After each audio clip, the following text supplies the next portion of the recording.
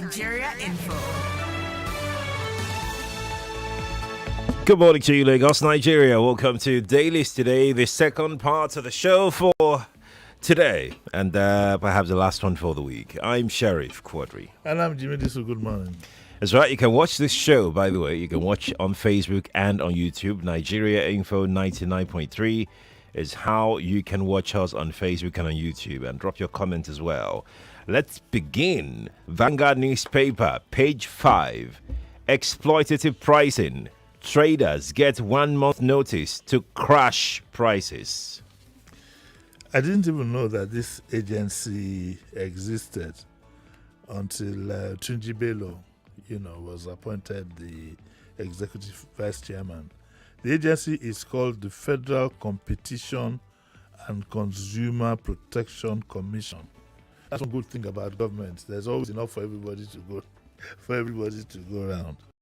Okay, so he just resumed, and I think he wants to hit the ground running, and is apparently worried about the high prices. He called a meeting, and at the meeting he said that the commission will soon begin to the enforcement of what they call reasonable prices for goods, because they believe that some of the prices are exploitative. And this is what Tunji Bello said. He said the issue of critical national importance of the day is the growing trend of unreasonable pricing of consumer goods and services across the country, and the unwholesome practice of market associations engaged in price fixing. And he says that as a responsive organization, we have carried out discrete market surveys extensively across the country in the past few weeks. Our findings are quite disturbing, to put it mildly.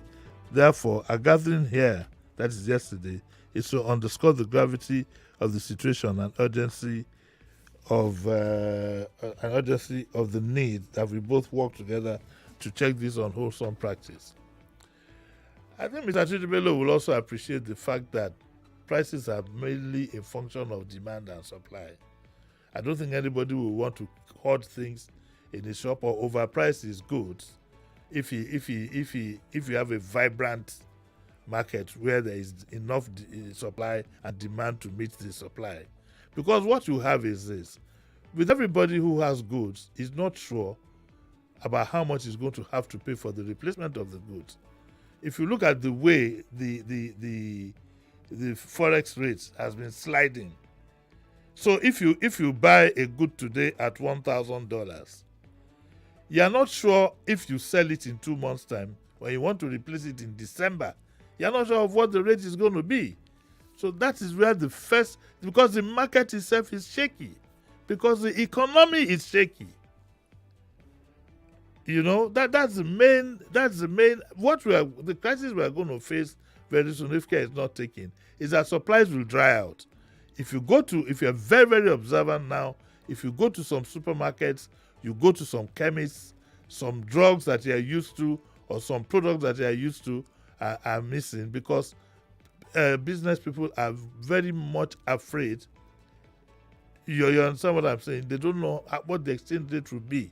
Now, what if you buy at 1,006 to 1, and then overnight it crashes down back again to 1,000? Who is going to take care? So these are the things that are causing these things mainly.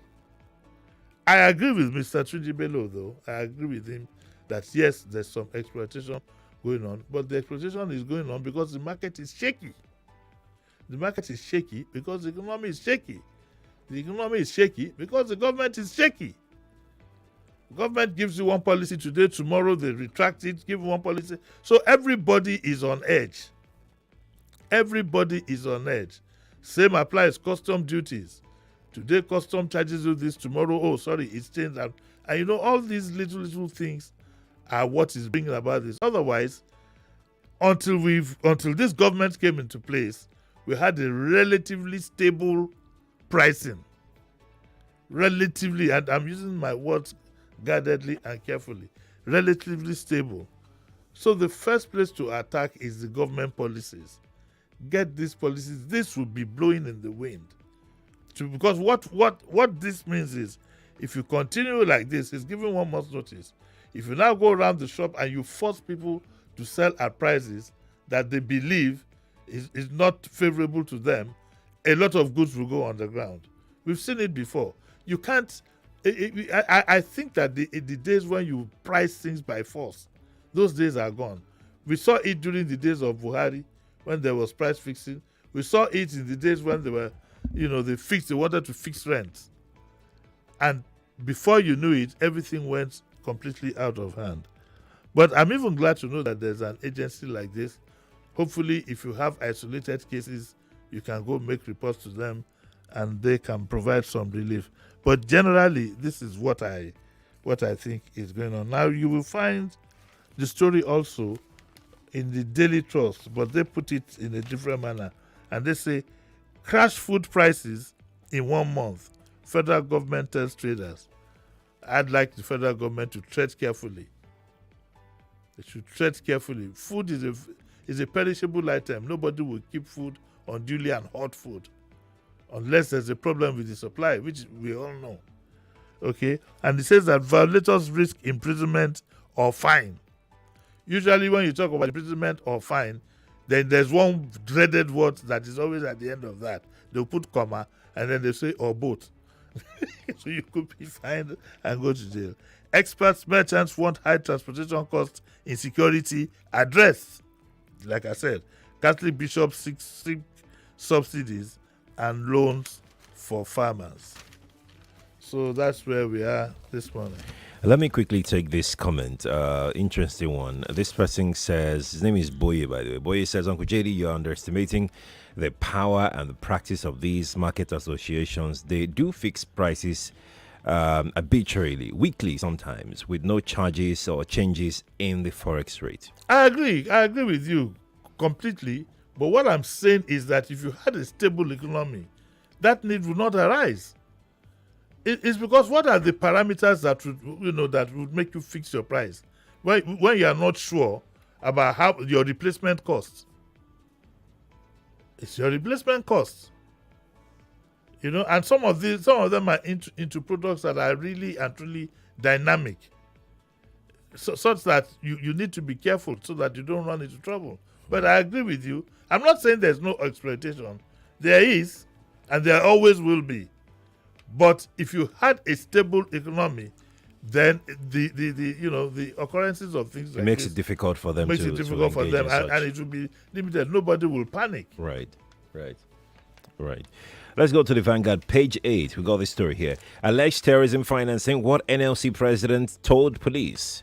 Sources. Honestly, I'm sorry to use such a harsh word. Both the police and the NLC president, they just behaved immaturely. In all honesty, he was briefed. He was questioned for 30 minutes. I said somebody could easily have gone down to booked an appointment. Yes, you mentioned and that. Gone to his office. You mentioned that. What was the meaning of all this drama? You mentioned that. All this grandstanding. At the end of the day, both parties were looking for public attention. It's such an irritating thing.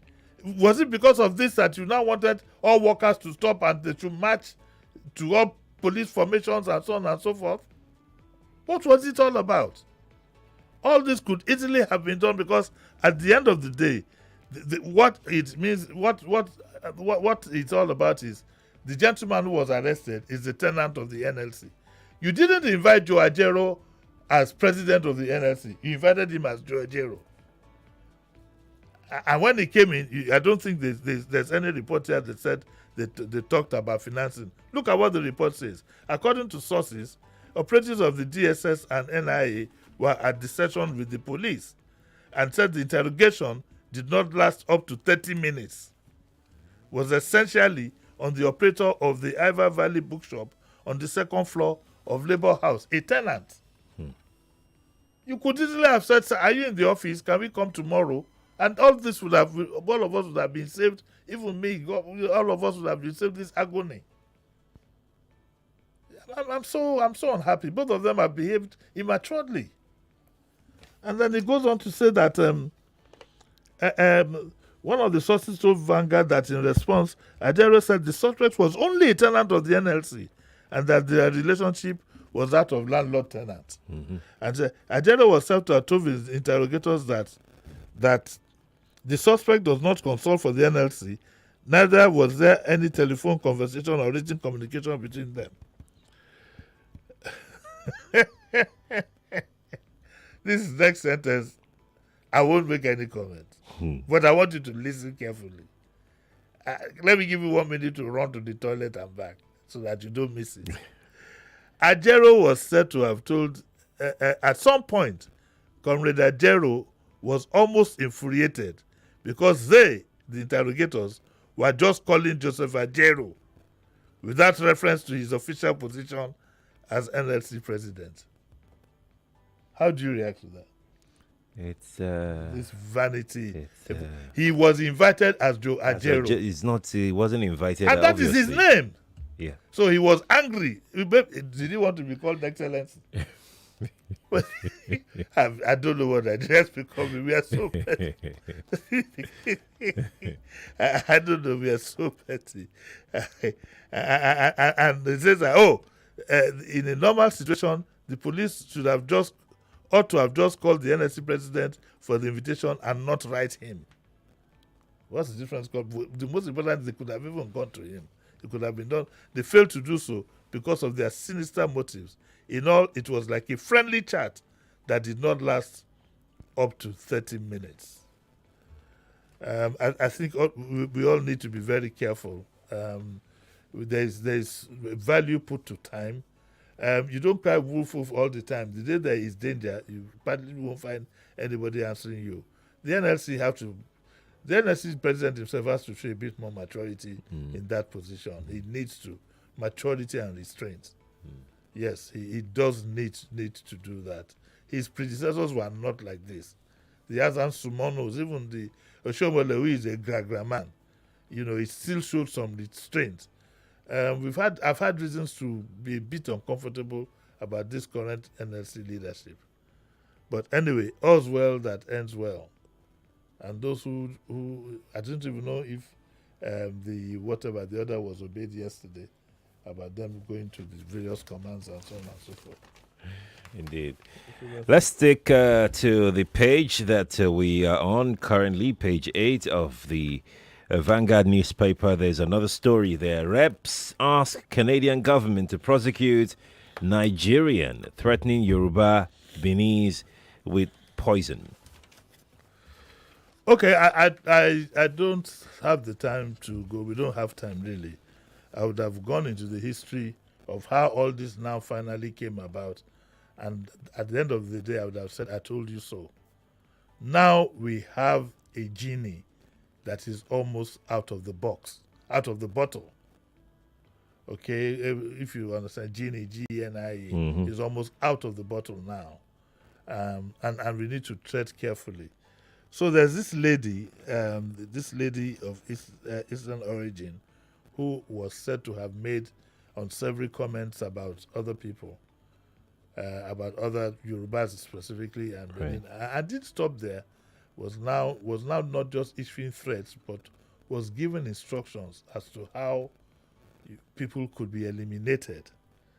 And I think that she said something here that caught my attention.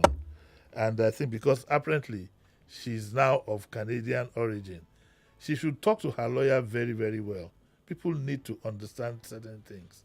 So for those of you who want to jackpot, want to do these things, you need to understand the citizenship of a country comes in various ways, through marriage, through various means, and sometimes by birth. If it comes through other means, that citizenship can always be withdrawn from you. Secondly, if you have dual citizenship and in one of your countries you have questions to answer, you'll be thrown there. I don't know whether physically, but it doesn't mean that because you are a citizen of that other country, you can then use it as a basis. Thirdly, we need to be very, very important about the things you say in the social media. Some of them, when I see some of them abuse, threats, and so on and so forth. The world is intolerant of such things. What is even worrying in the case for this particular woman is that she's into care. And of course, what is only God knows what is likely to happen. She's into care, but it's going to be difficult for you to recommend her to care for, maybe I don't know whether it's the elderly or the sick, with that kind of mindset.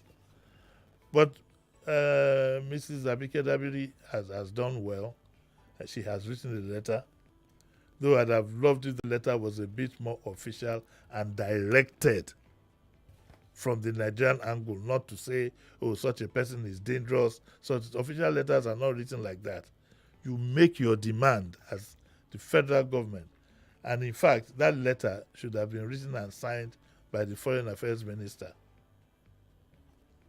That is my own belief. That is a very serious matter. Our elders have to move into this. This is beyond the issue of law. The law will take care of it on one point. But this issue of Igbo and Yorubas and this and that is gotten completely out of hand.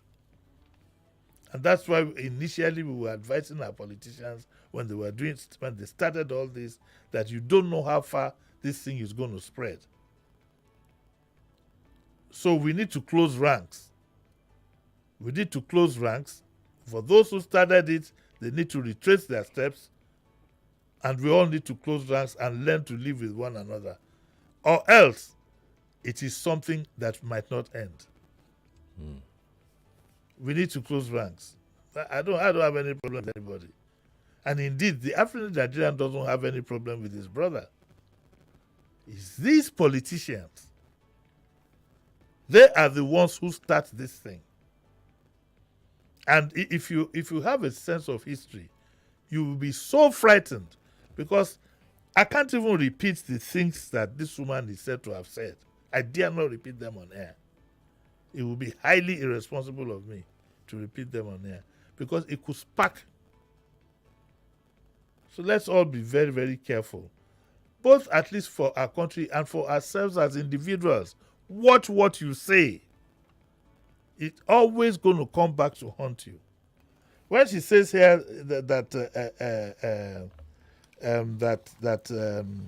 oh, do they not know that I'm a Canadian, and so on and so forth, she has a mindset that is unfortunately warped, and she's misguided in that regard. So especially those of you who are Nigerians who think that, I don't like this attitude where you think that because you're a citizen of another country, therefore you are far above, you think that you're in a privileged position. No. You will soon know. You will soon know. Unfortunately, we don't take records. You need to ask yourself the number of people who have jackpot and are coming back when they've seen the reality of what's going on in the world. But like I said, all of us should show some restraint. I don't know why we can't live together. I don't know what the problem is. I don't know why we can't live together. And for those, like I said, we need to start running around now, various interest groups, and put a stop to these things. And even the politicians and the government needs to warn, up to even our traditional rulers, to watch what you say. And we will throw some people in the water, we'll do all these things. You need to watch what you say. These things are like amoeba, they just grow. They're like this water weeds that, one day it surfaced in Lagos. We thought it was a joke, it would soon go away. Almost 30 years down the line, we are living with it. What do we call this weed that goes on? What's it called now? You don't know anything about marine. I think it's seaweed. It's not seaweed. It's not seaweed. It's not seaweed. Okay. Well, I think it's seaweed. No, it's not seaweed. There's a word for it. Okay. Let's see. Somebody might remember and tweet. That person will be very happy man this Friday. Or woman, as it is with me. Okay. So there you go. The conversation you had some time back is here in the Vanguard. Nel Fund and Southeast Varsities. Water Hyacinth. Water Hyacinth. Yes, Thank you very much, yes. Mrs. Adeshola. Mrs. Cherry, yes. And Mr. Sumbola Bajela. Water Hyacinth. Yes, Water Hyacinth. God will bless. Oh, Mebelala, yeah. It's the only woman that knew it. By the way, Mrs. Adeshola is my sister, so that's why I was Nobody so is. excited. Yeah, okay. If you don't have a sister, It's okay. It's fine. It's fine. It's fine. Nelfon, yes, the issue where it was said that, again, another tricky thing, that, the applications from the Southeast were not up to the applications from other. And it's turned out that the people of the Southeast just didn't apply. Oh, their school. Their schools. Universities there. Yeah, the universities had a lackluster attitude. And that's why I was, I've turned myself, whether anybody likes it or not, into a Nelfon ambassador to make sure, forget the politics. I wonder why they're doing this. Forget the politics of the moment. If you need this money, apply for it. Apply for it. And the Southeast Caucus of the National Assembly, having verified that Nelfond was not the primary culprit for this apparent exclusion, bore down on the defaulting institutions to quickly complete their verification to enable their students' benefits. Because everything has a sinister meaning read into it. Okay, and it says the Vanguard. It says that what happened here is a classic case of public service failure. It is difficult to understand why only institutions in the Southeast felt aloof to a major relief package by the federal government for indigent students, particularly at this moment of crushing economic challenges facing the average Nigerian family.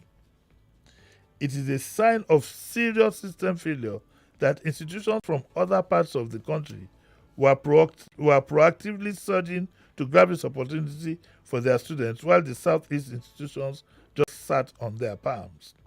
More curious is the fact that the students did not pressure their administrators to do their work, even after seeing that their mates from other parts were receiving the loans. Where are the students' unions? The students' unionism now is taking a complete turn. The other day I heard one said he had security vote, he had an ADC, the whole thing has just gone cuckoo. When we were in school, the students' union, did you even be telling yourselves? Do you get what I'm saying? I wonder why we don't have this passion. We're always ready to complain at the slightest whatever, but to have the passion to do things, we don't.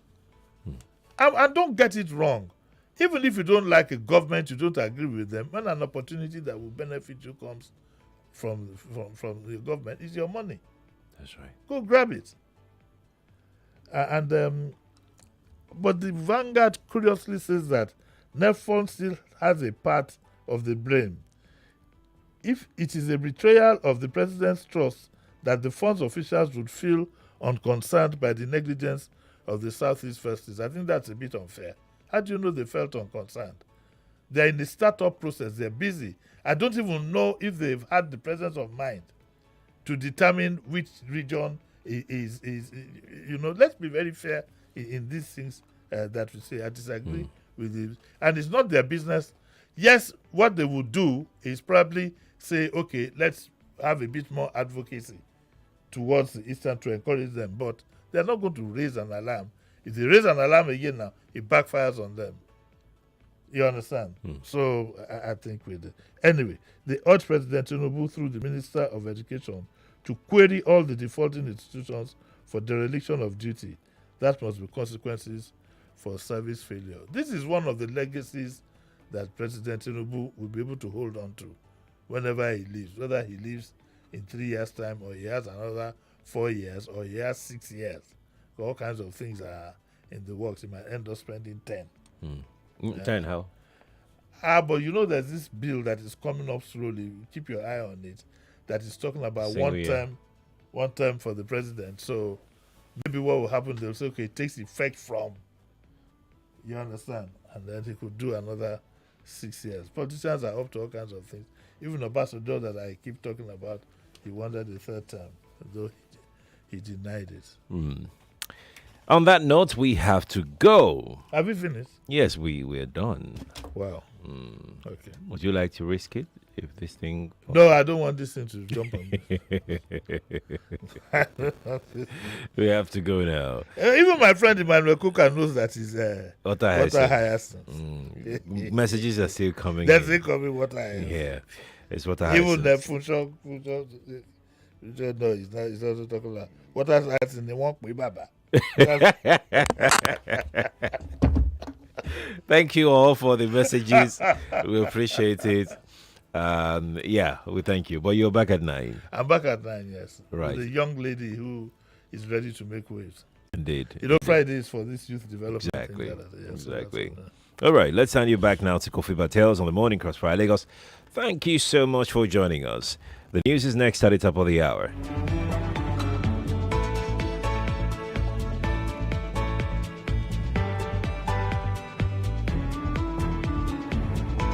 99.3 Nigeria Info. We are more than just radio. Subscribe to our YouTube channel at Nigeria Info FM. Check us out on Facebook at Nigeria Info 99.3. Follow us on Twitter at Nigeria Info FM and on Instagram at Nigeria Info FM Lagos for live updates as it happens. 99.3 Nigeria Info. Let's